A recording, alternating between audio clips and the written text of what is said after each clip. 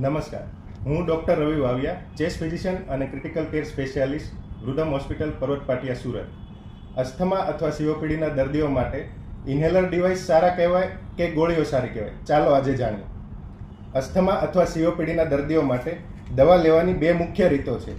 એક તો ટેબ્લેટ વડે દવા લઈ શકાય અથવા તો ઇન્હેલર ડિવાઇસ જે અલગ અલગ પ્રકારના આવે છે, માર્કેટમાં ઉપલબ્ધ હોય છે, તે લઈ શકાય. હવે આ બંનેમાંથી કયા યોગ્ય કહેવાય અને શેનો ઉપયોગ ક્યારે કરવો જોઈએ તે જાણીએ. તો આ ઇન્હેલર કામ કઈ રીતે કરે છે?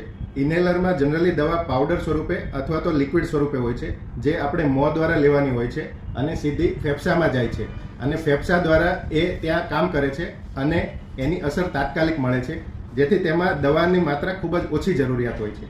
જ્યારે ગોળીઓ કઈ રીતે કામ કરે છે કે ગોળી મોં દ્વારા લેવાની હોય છે, જે પેટ દ્વારા જશે અને પેટમાંથી બ્લડમાં ભળે છે અને બ્લડ દ્વારા એ શરીરના દરેક અંગો પાસે જાય છે.